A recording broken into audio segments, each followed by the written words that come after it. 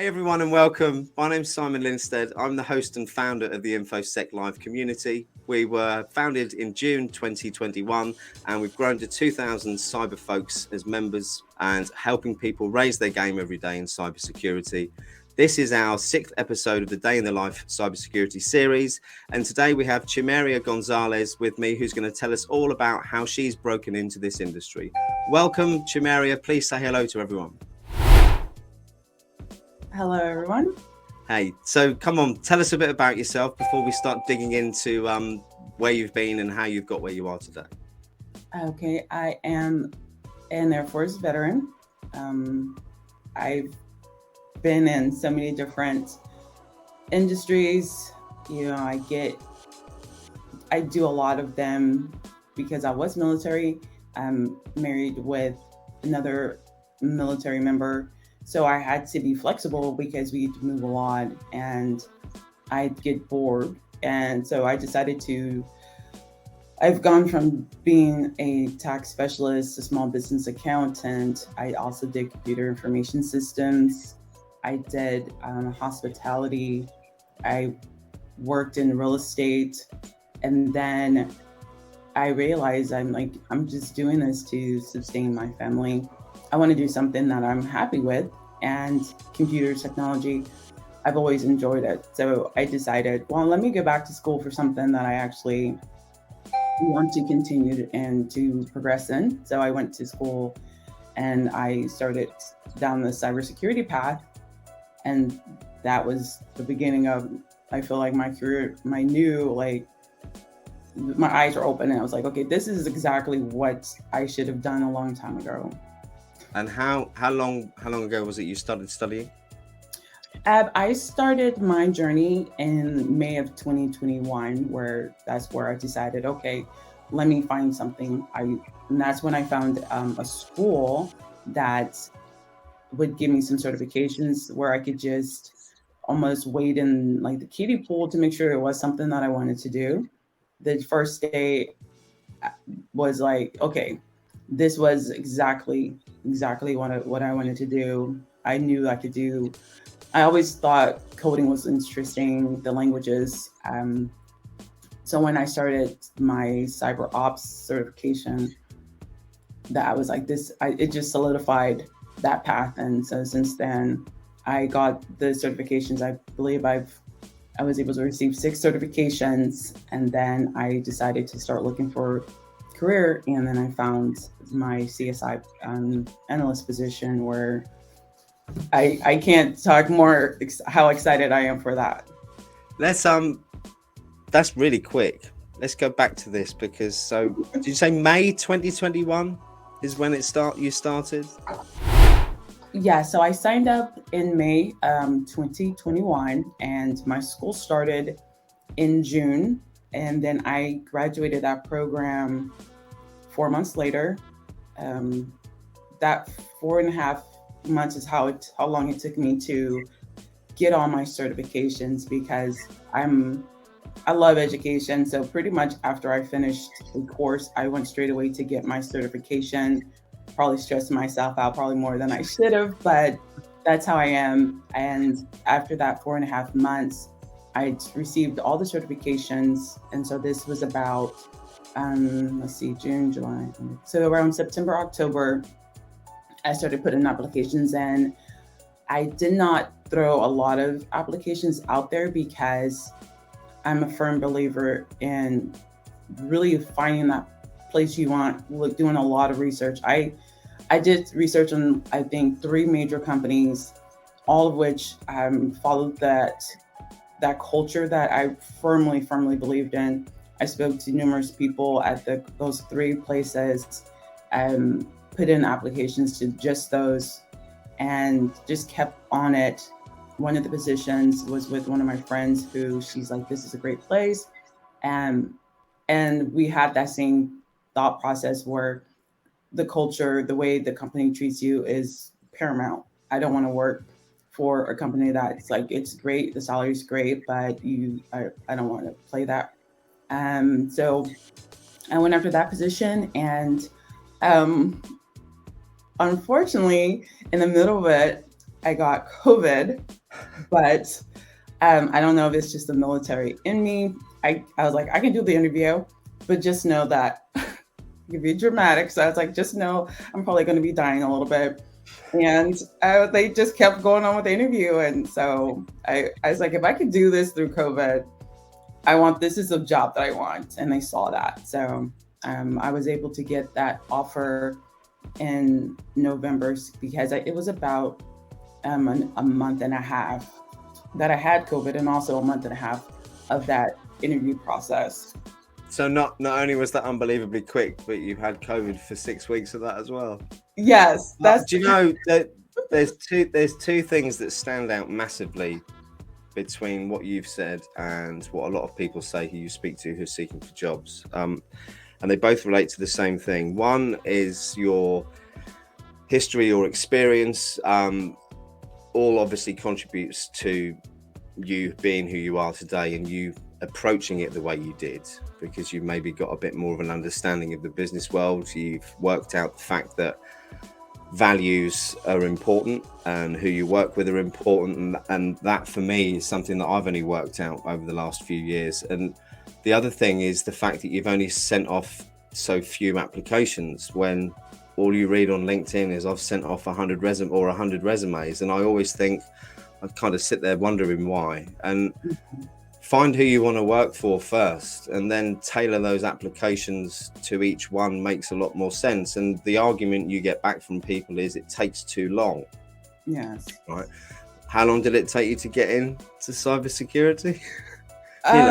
That's my point. Is that it might take too long, or seem to take too long, because you're comparing it to a process that's broken and doesn't work.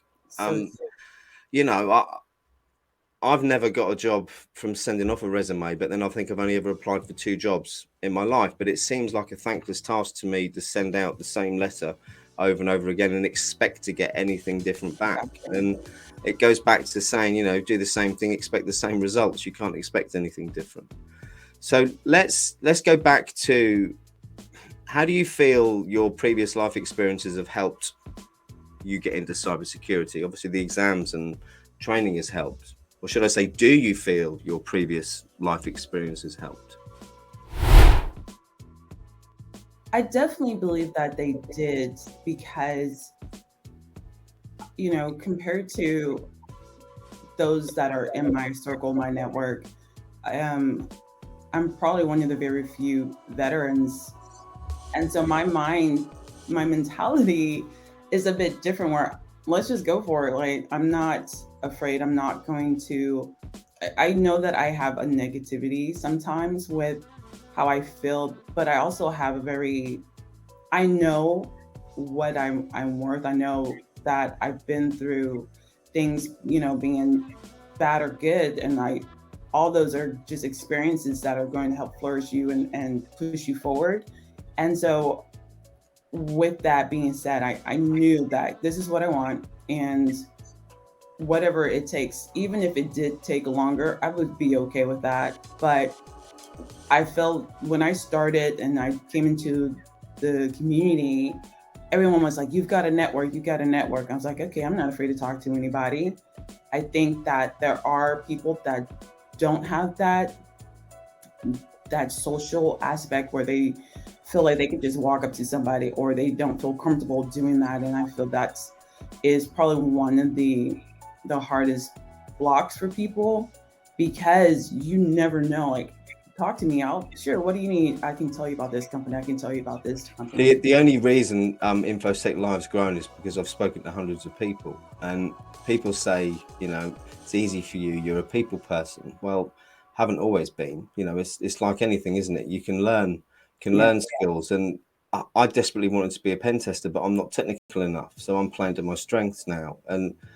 But I know enough technical stuff to get by, and perhaps to help advise companies to connect with the right people for that advice. And I think you can learn enough soft or essential skills to get by and get through that interview process as well. And I think if people maybe focused on that a bit more, I'm going to say something controversial now. I should check your profile first before I say it. But as much as I love frantically searching, as much as I love the gamified learning platforms. Oh, we're all right. I'm not convinced that employers are that impressed by the fact that you're top 5% on Try Hack Me. Mm-hmm. It's like every profile I see says the same thing. Whilst it is an achievement, because I know how hard it is to crack those boxes, and I know how hard hack the box is as well, it's about relating that to how you're going to add value to a business, isn't it? It is. And I don't know.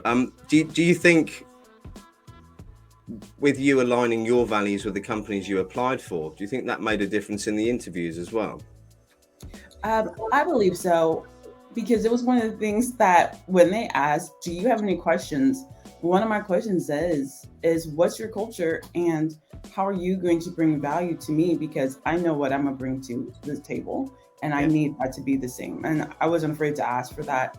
And I think because of that, because I came very strong and they were just as strong in their values, we aligned pretty quick. And I always, anybody that I interviewed with, I said, how is the company, treating you? What's that culture and what could they do better? And that what could they do better can open up a whole lot of doors where if they're not doing great, you can see where those problems are. And when they came back and said, I can't think of a way they're doing better because the things that we're not doing better, they're working on those things. And this is the things. And so I really believe that asking those questions, how are you going to bring value to me? Because I know that I'm bringing value to the table.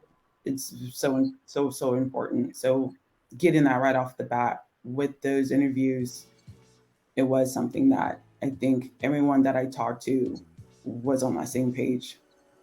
And I think, everyone's well in their rights to ask those questions. And also the fact that whilst they might not be doing everything right, the fact that they're addressing it and making changes, no one does everything right. There's not one company or person that does. And the important bit is that we recognize it and act on it. And the one thing that's common in everything you've said, though, is the differentiator between you and most people we see is mindset. Mm-hmm. And you've said it a few times indirectly about the not giving up and the fact that you decided you were going to do this, so it was going to happen. And that is my biggest belief. I think within reason, I don't want to sound like one of these flippant 22-year-old influencers who people are moaning about at the moment here, because that could be taken in all sorts of different contexts. But my point is, you've got to be content with what you've got to start with. You've got to have a clear understanding of what success means to you. Mm-hmm. And you've got to make the decision that you're going to get it. And every day when you wake up, no matter how hard it is, you have to get back up and get on with it again. And I think that's what I see the most from veterans, is that attitude. And I think it's undervalued massively when it comes to employment as well, because if someone's that tenacious on getting a job or trying to get a job, imagine how good they're going to be when they're working for you. Exactly. I definitely agree with that we have a lot of perseverance and resiliency. Resiliency is the key. I look at that with my children who,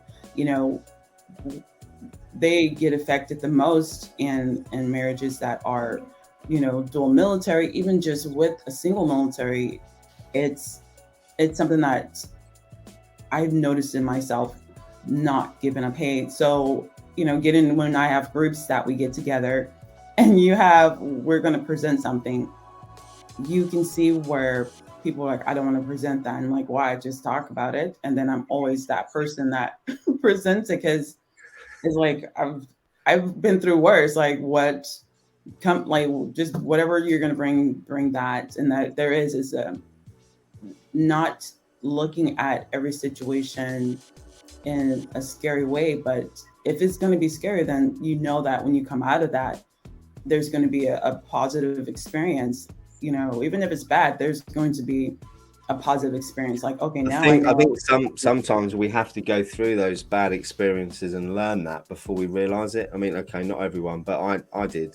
And you're right. And I think that's what gives you that hope or that faith or that drive, is that, I look back now on some pretty dark times in my life and realize that without them, I wouldn't have learned anything that I know now. And no, at the time, it seems horrendous, doesn't it? It's very true, and I don't want people to be like, well, you just were in a perfect spot, and that wasn't the case. The position that I had, um, I know that when on my resume it came off like you're way too qualified for that. And I don't like that. I know a lot of people hate when they're like, "Oh, I'm too qualified for it."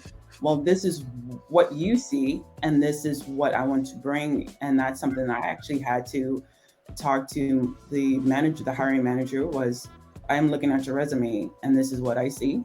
And I had to go where, okay, I understand that this position is entry level. I want to learn the fundamentals. Like I can't just, I don't want to jump into a position that may be over my head. I want to learn all the bits and the foundation, so that when I grow with this company, have a firm relationship with not only the team, but that position and where it's going to go. So the position I had was very entry level, but I just started in cybersecurity. I'm not going to be a software developer, web developer, engineer right away. I want to be able to, it's just like school. Let me start where I need to start. So now I know where I want to go and grow with that company. So that was something that I did have to lay out on the table. I'm okay with taking the position. I don't want to just jump into a role that would potentially pay me 250,000, but now I'm stressed because it's a lot more than I can handle. What a refreshing attitude. The reason I say that is because there seems to be this delusion that you can do 6 weeks of training and then get these massive salary jobs, and you just can't, unless you lie your way in, like you just say, and then get found out 6 months later and lose it. And you've got to learn those basics first. And again, it's back to some of these training providers who I keep moaning about out there and their adverts, where they're promising stuff that's never going to happen, and it's unfair. It They're really taking is. it's really not fair. And I think we've got to start somewhere when we get into a new industry. I've been very fortunate. I came in non-technical because I failed at the technical, but I came in at sales, which I'm good at.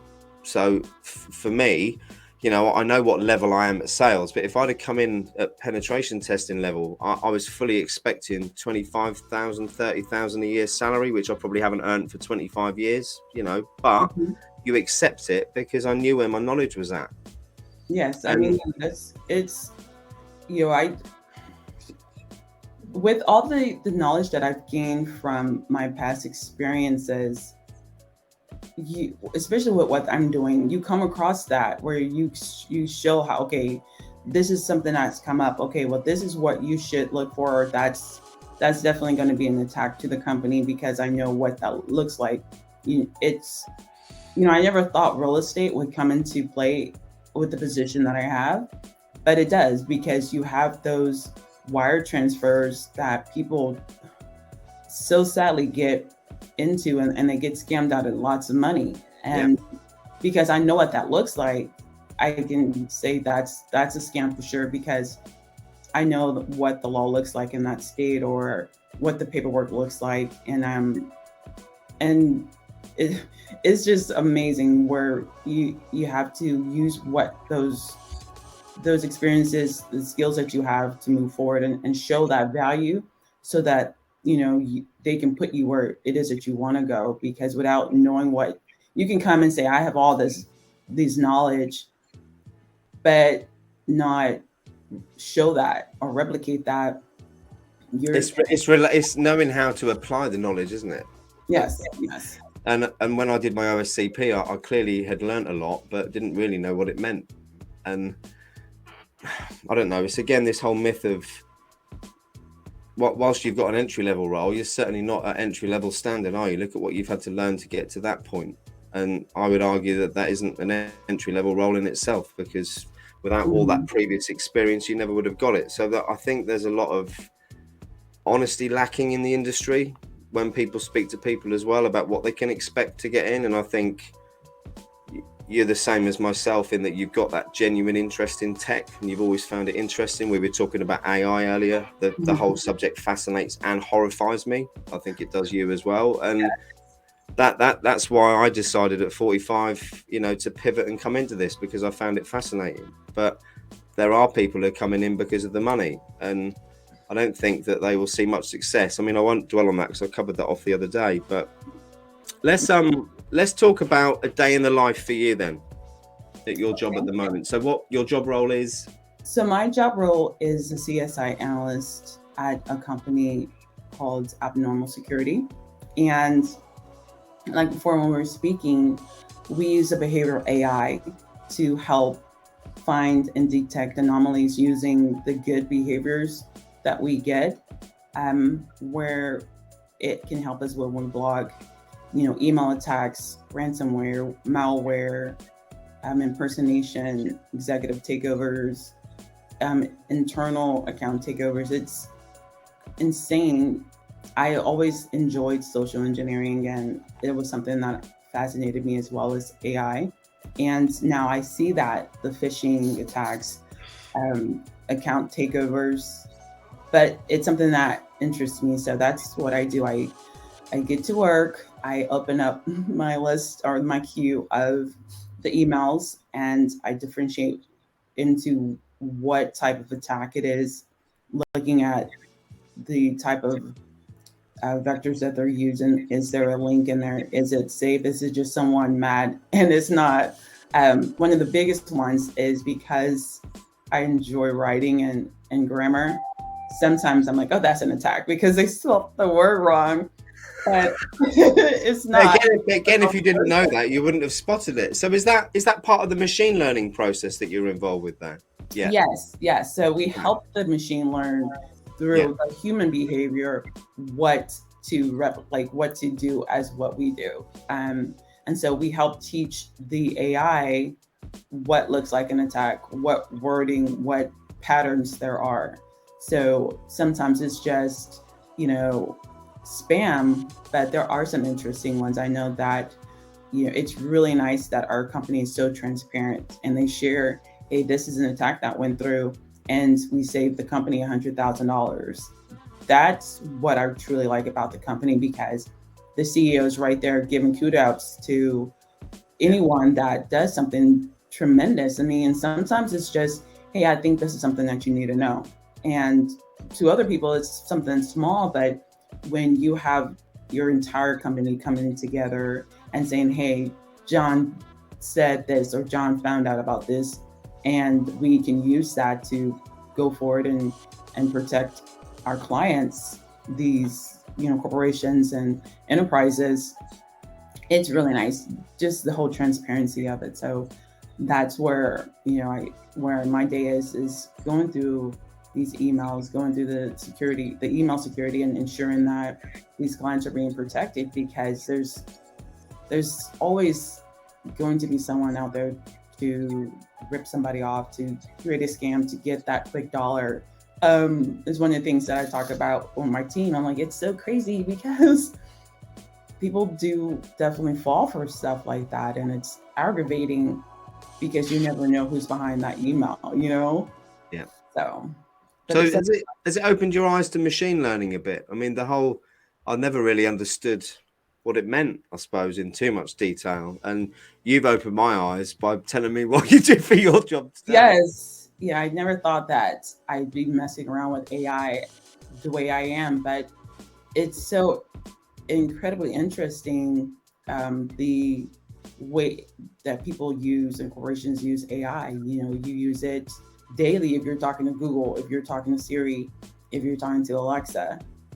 The algorithms and the amount of data that you have to teach these machines so that it's always consecutive it's phenomenal. It's like mind-blowing. The more I learn about the different types, like I didn't know that there were different types of AI. I thought, Me neither. There was AI.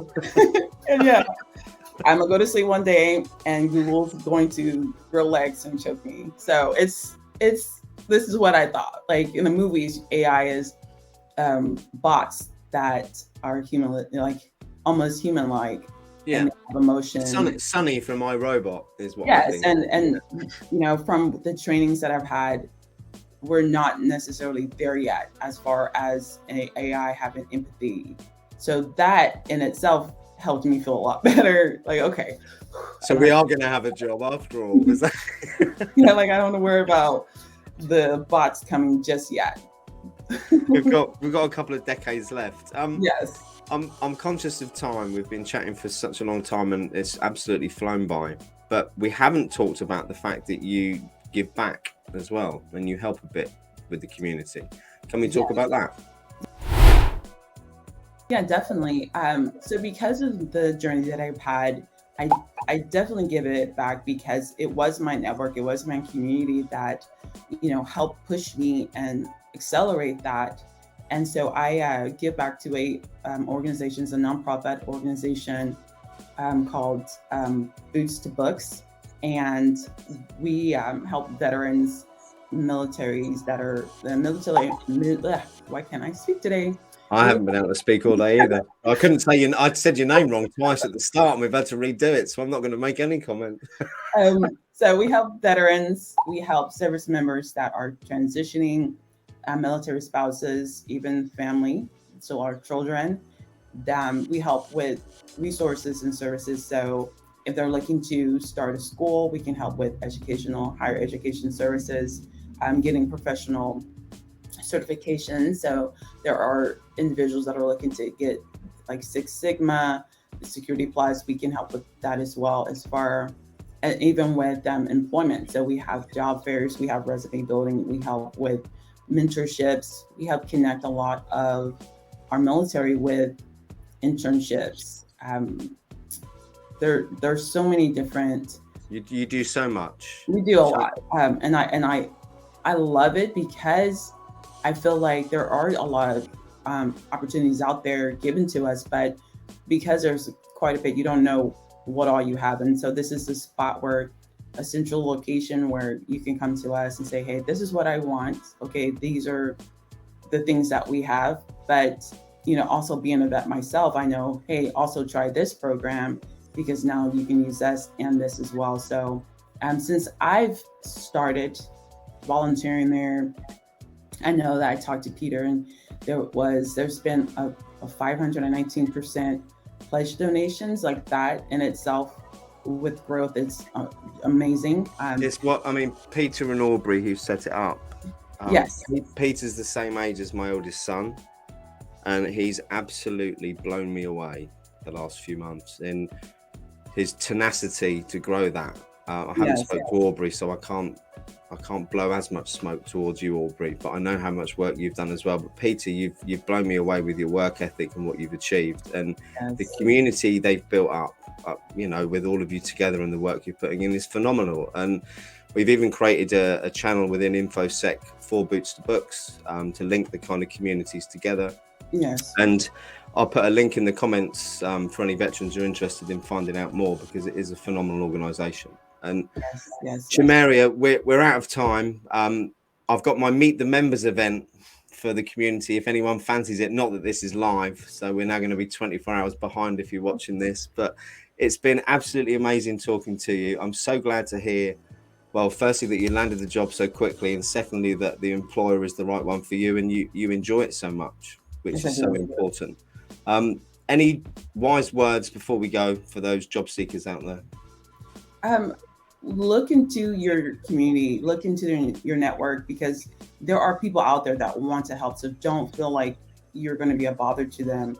And there's going to be multiple people that want to grow. If you need someone, please, connect with me on LinkedIn and we'll go from there. Like I just enjoy helping people because I know what it feels like out there. You feel alone. So definitely we're out there to help the community. Community counts, doesn't it? And there's so many amazing people and communities out there, and mindset, the thing that we've talked about again, is everything, and surrounding yourself with the right people is crucial. My grandmother used to have a saying, and it was lay down with dogs and you get fleas. It works the other way as well. Surround yourself with people who've got positive mindsets and want to achieve the same thing, and guess what? You'll soon start to do that. So Chimeria, thank you so much. Please like and subscribe to our content if you've enjoyed it. Link to join the community will be in the comments below, and we'll both see you later. Thank you so much. Thanks, Chimeria. Goodbye, everyone. Bye.